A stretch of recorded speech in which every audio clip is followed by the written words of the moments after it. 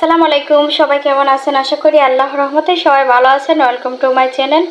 আজকে রেসিপিতে নিয়ে আসলাম নতুন একটা রেসিপি, সিদ্ধ ডিমের মেয়োনিজ। আর সিদ্ধ ডিমের মেয়োনিজ বানানোর জন্য এখানে আমি নিয়েছি নর্মাল তেল আর রেগুলার যে নর্মাল পানি, আর নিয়েছি স্বাদ মতো লবণ, চিনি আর গুঁড়ো দুধ, একটা রসুনের কোয়া আর ধনিয়া পাতা, দুটো শুকনো মরিচ। আর আমি কিন্তু আজকে দুই ধরনের মেয়োনিজ বানাবো। আর এখানে আমি নিয়েছি দুটো ডিম সিদ্ধ, আর এখানে আমি একটা ব্লেন্ডার জারের মধ্যে দিয়ে দিলাম ডিমটা। আর আমি কিন্তু ডিমটা এখন একটু কেটে দিব। আর আমি কিন্তু দুই ধরনের মেয়োনিজটা তৈরি করতেছি। আর এইভাবে কিন্তু মেয়োনিজটা তৈরি করলে খুবই ভালো লাগে। খাসা ডিমের মেয়োনিজটা কিন্তু আমার কাছে এত ভালো লাগছে না, আর এই সিদ্ধ ডিমের মেয়োনিজটা কিন্তু আসলে খুবই ভালো লাগছে। আর এদিকে আমি দিয়ে দিলাম স্বাদ মতো লবণ, চিনি, তারপর গরুর দুধটা আর নর্মাল পানি আর সয়াবিন তেলটা। আর আমি কিন্তু ভিনেগার দিতেছি না, ভিনেগার দিলে কিন্তু এক সপ্তাহ ফ্রিজে রেখে খাওয়া যায়। আমি কিন্তু সাথে সাথে খেয়ে নিব, তার জন্য আমি ভিনেগারটা দিলাম না।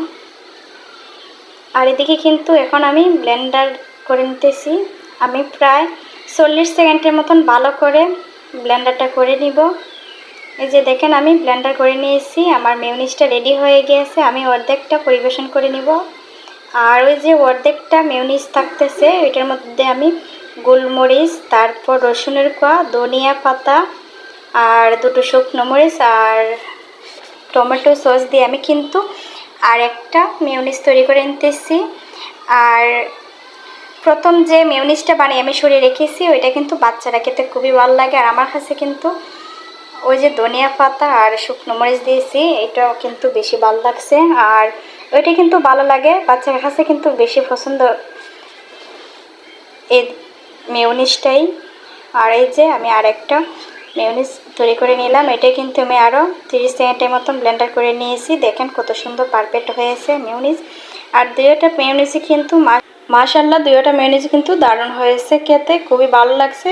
আর সবাই আমাকে সাপোর্ট করবেন। আর যারা প্রথম দেখতেছেন আমার চ্যানেলটা সাবস্ক্রাইব করেন। ভালো থাকবেন, সুস্থ থাকবেন। আল্লাহ হাফেজ, আসসালামু আলাইকুম।